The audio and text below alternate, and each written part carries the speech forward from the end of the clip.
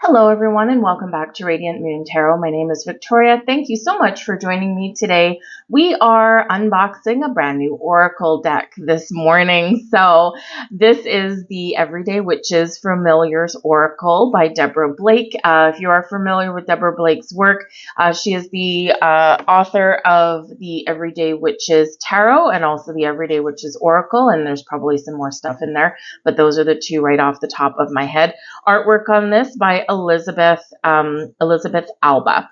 All right, so let's get the shiny paper off of this. We're going to open it up. We're going to have a look at every card. We're going to get our overall first impressions of the deck and see exactly what we are working with. Now, the publisher on this is Llewellyn, I believe that it was. Well, look at the back of it. Yes, Llewellyn. Okay, so if you are a purveyor of divinatory cards and books and things like that, Llewellyn is one of the main publishers that do that kind of stuff. So first off, nice hard two-piece box. Great. We've got the little thumbnails there so that you can open it, right? So that's awesome. So nice and sturdy, just plain black on the inside. The cost on this one is $24.99 US dollars. All right. So not too bad. I know some of the prices of some of them, especially the independent decks, they're getting a little bit pricey, but this one is still fairly affordable. Includes a 40 card deck and guidebook. All right. So we do have 40 cards in here. So let's just read the back. Meet your magical menagerie. Whether they're delivering wisdom from the gods or lending a paw, wing, or hoof to magical activities, familiars bring you inspiration and joy. Through this oracle, you can connect with them like never before. Best-selling author Deborah Blake and award-winning illustrator Elisabeth Alba, present 40 familiars, domestic, wild, and fantastic, that each have unique and empowering messages for you. These amazing creatures, grouped by the 5 elements, carry powerful guidance for your divinatory practice and daily life. Shuffle the cards, draw your companion, and enjoy all the gifts that these animals have to offer. So let's there we go, we'll get this. And this is actually nice because it's a matte finish, so it's not as sticky as some of the two-piece boxes. So here is, a nice shiny, nice glossy book there, full color. That is absolutely gorgeous. Some northern lights in the background, and we have, let's look at his beak. That is most likely a raven. They tend to have bigger beaks with a little bit of fur on the top. Anyway, so here we go. We've got, a different kind of message on the back of here. So get familiar with your familiars. Animal companions can fulfill many roles: protector, teacher, muse, confidant, motivator. Whatever role fits best, these creatures are ready to provide guidance and inspiration every day. So Deborah Blake introduces you to each familiar, revealing their personality, how they help your divination practice, and what messages they may be giving you. Organized by the 5 elements: earth, air, fire, water, and spirit. That's what the pentagram stands for, by the way, in case you think it's evil. These creatures enhance your grounding efforts, communication skills, magical activities, and more. Deborah also shares sample spreads, yay, and animal-related folklore from around the world. This guidebook teaches you which familiars are perfect for you. And just like spirit animal guides, our familiars do change over time. Sometimes they're with us for like a year. I mean, they're always with us, right? We can always tap into any kind of familiar or animal spirit. But a lot of them do show up in our lives exactly when we need them for the purpose that we need them for. But the reason I said yay for some sample spreads in here is I've been reading cards for a lot of years, right? And a lot of times I don't even use a spread anymore. I just kind of do some stuff freeform. But there's sometimes that I do find sometimes using a spread can help keep the message focused. And whenever I have a new deck from somebody, they've created the deck. They've put their love, their energy, their channeled vision into the deck. And one of the ways to get to know the brand new deck is to use, if there are some sample spreads that are within. Because the creator of the deck kind of really is tapped into that energy, and they know how best or the best suggested way to work with the deck until you get to know it best. So I do enjoy when the deck creators do put in their own sample spreads, right? And I'll use them a couple of times. I'll use them a few times, and then I'll usually end up just doing stuff freeform. But it's always nice to give it a whirl. So this book is beautiful. It had 104 pages in this little white book. Full color. Look at that. Beautiful. The pages are, I would say, kind of semi-gloss. You can see it reflecting on there. About the author, about the artist. Beautiful cat. I think that's the one from the front cover. Yes, it is. And so we've got table of contents, chapter 1, how to use this deck, about the cards, familiars, guides, and protectors, sample spreads, and then the cards. So we've got them separated out into earth, air, fire, water, and if I flip it over, it should be spirit. There we go. Right. So introduction, how to use this deck. And then it's got some explanation about familiars in there, so very handy especially if you are relatively new or maybe just kind of, need a little bit of inspiration. So we do have the cards. We've got earth, grounding and practical action, air, thought and communication, fire, creativity and passion, water, change and movement, and spirit, mystical and magical. And so here we go. Number 1. Oh, I love that number 1 is the dog. I especially love that number 1 is a border collie. I have one of those. My little girl. She's an old lady now. She's like almost 16. But anyways, beautiful border collie on there. And so it's got a little description of the dog, right, as a familiar. We've got divination message and a regular message on there. And so, yeah, so we've got a beautiful full color image and the description on there. So we go through all of those. And then I think our beautiful Sphinx. And then this should be where are the sample spreads? Uh-oh, hold on. Did I miss them? I might have. Let's have a look. Let us have a look at it. Sample spreads. Oh, page 15. I missed it. There we go. And where are we? There we go. Sample spreads. All right. So what do we've got? We've got 1 card, ask a question, look for direction, inspiration. 2 cards, 3 cards. We've got some suggestions on there. Past, present, future is the most common. General information. And we've got 4 cards, the element spread. So not a lot of information there for the sample spreads. But you can do, I would say in this, because it does have 4 cards with the elements in there, right? So earth, air, fire, and water. I would do probably for myself a 5 card spread, pentagram, right? Pentagram spread. And so you just got 1, 2, 3, 4, 5. And then you've got your earth, air, water, fire, and spirit in there as well, because that 4 card one misses spirit. So you can have a different familiar for each area of your life. Anyway, so, or each purpose, I should say. So the back of the cards, okay, so I love that if you have the Everyday Witches cards, you will recognize the back of this. So we're keeping with a theme. All right, so beautiful images on the back of that. Take that off of there. Cardstock, they are slippery, right? Very slippery, woo! So slippery, maybe good or bad, depending on how you shuffle. High gloss on there, you can see it reflecting on there. So if you are doing any kind of camera work, you just got to make sure you got your angle pretty good. So I seem to be okay there, but if I have it that way a little bit, then you lose it. Anyways, so cardstock itself, it's not too bad. It's not too thick. It will bend. You can see me bending it. I don't bend my cards. So anyways, so that works just fine. As for the size, right, I mean, I've got fairly decent sized hands. I got a really long middle finger and it's, pretty much the whole thing. So if you have smaller hands, right, chances are you're probably not going to riffle shuffle this deck. If you do, kudos to you. I can. Ooh. There we go. It's tricky to get my finger in there, but I don't shuffle my cards that way, so because it ruins the deck. So probably the best way is overhand this way, or turn it this way and overhand that way. Of course, you can also do the good old-fashioned way and swirl them and twirl them all the way around your table and just pick things randomly, but this will also do that just lovely. So, it doesn't help you when you're shuffling necessarily, but if you do have really small hands, just shuffle them around on your table, put them back together, and then just do that and choose them at random. Easy peasy. All right, so they're a little bit large, but depending how big your hands are, it might not be an issue.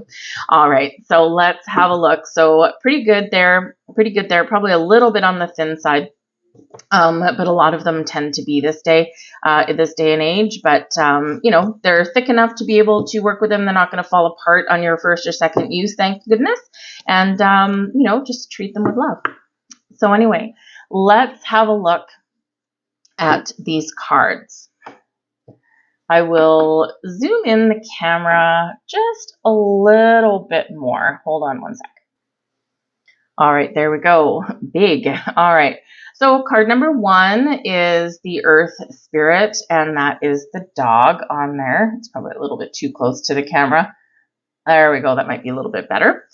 So connected with the Earth is our lovely friend, the dog. Earth as well is the wolf, the wild side of the dog, right? We have the horse, majestic, powerful. The bear. The bear is funny because I read a number of different divination systems, of course, tarot and oracle, right? But I also am into some of the more interesting ones, I would say. Tarot's my first love, but Lenormand, Kipper, Sibylla, Gypsy, all of those kind of things. And the bear is always a very interesting card for me because bear can represent protection and strength and power, right? Think of mama bear coming out. But a bear can also be like a mighty enemy and something to be, kind of wary of or afraid of, right? So I'm going to be interested to see what this is. It's probably protection, I would say, in that deck, but I'll see later. Maybe I'll keep that one out. We're going to read the bear. Okay, remind me, read the bear. We've got the rabbit, our little hoppy rabbits. Oh, we got snake. Snakes mean, again, a number of different meanings that we can get out from the snake, right? We can represent evolution and growth because the snake always sheds its old skin in order to survive, right? As we grow as humans, we shed our old selves. We shed parts of ourselves, right? So that we can have room to grow and some breathing space. It's healthy to go through these transformations and to let things go, right? So snake in there. We've got another earth one with the stag. We've got our little mischievous monkey on there. There's so much detail in these, we've got this monkey on the table. Okay, great. He looks, I don't know if he's either helping or if he's getting into a little bit of mischief. But knowing monkeys, probably a little bit of both. But we've got like flowers and herbs on here. We've got those look like long stem mushrooms of some kind. We've got flowers in the jar. We've got all sorts of hanging dried flowers, right? So a herbal apothecary kind of thing in here, right? But it's just a lot of detail on there. And, we've got notes pinned to the back wall. We got a window, right? We can't see anything out of it on that. But, so berries over here. So the more you look, the more you find. It's kind of like one of those not the word search, the hidden object games kind of thing. Anyway, so we've got our raccoon still sticking with our earth spirit there. Now we're with air. So we've got our hummingbird, beautiful hummingbird. Got our bat. I love bats. Bats are so cool. Bats get such a bad rap, poor little guys. If you have a mosquito problem, put up a bat house, all right? These guys will eat every mosquito and flying insect in your area, and you will have a nice, happy summer. So bats can be very beneficial. They do get, unfortunately, a very bad rap. Hey, the raven, there we go, is right. That is a raven on there. You can usually tell they've got a bigger beak and they've got a little bit of fur at the top of their beak. So one of the ways you can tell the difference between a crow. I do have both crows and ravens where I happen to live. So I do get either or visitor sometimes at the same time, although they typically don't get along. But anyways, we've got the raven in there. Beautiful, beautiful imagery in the back of this. It's just so lovely. We've got our owl. Little owl in a blizzard by the looks of it. Owl's also very cool. Got our honeybee, very beneficial, right? Save the bees. Without bees to pollinate our plants, we're not going to eat. The monarch butterfly, the beautiful, majestic monarch butterfly, absolutely gorgeous. Our dragonfly, love the dragonfly, beautiful, beautiful energy. Our lovely, creative, and slightly spooky spider is there. He's right there in his web. So spiders, again, can very much represent a number of different things, but whatever they are very creative, right? And if you ever really look at a spider's web, I mean, I'm not a huge lover of spiders. They can live happily outside. I don't like them in my house. However, you got to take in the beauty of the spider webs, especially in the morning with a little bit of dew on them, glistening in the morning sun. So beautiful. Anyway, lovebirds, beautiful lovebirds. And here is our fiery black cat. I'm not surprised. I do have a black cat as well. So there he is, practicing a little bit of magic and being his little spooky self. Connected with fire.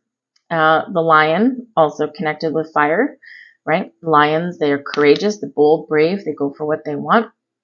And the cheetah, speed, agility, right? We've got the rooster. Always awake early is the rooster. We've got the fireflies. Love little fireflies. Chameleon. Now, I think the chameleon is, number one. I don't know. He's certainly got perspective. Chameleons are pretty cool. It looks like he's making up some magical spells and potions. We've got the wild boar. Do not mess with the wild boar, that's for sure. But nice fiery energy there. We've got the hawk. Oh, and he's got like a glowing eye. Interesting. We have fire with our red fox. Gotta love foxes, mischievous little creatures, but they are funny. Water with our dolphin. Sea turtle, gorgeous.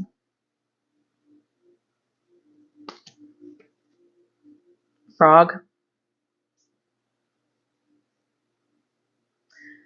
And we've got the stages of evolution of the frog on here. We've got tadpoles.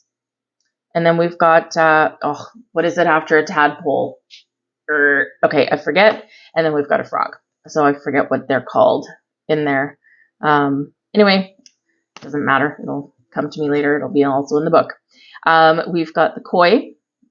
Koi quite often, depending on where you are in your culture, but koi are actually a lot of times a representation of wealth and prosperity and abundance. And actually, if I look on this card, we actually do have coins floating on top of the water, gold coins. So that's likely part of what that represents.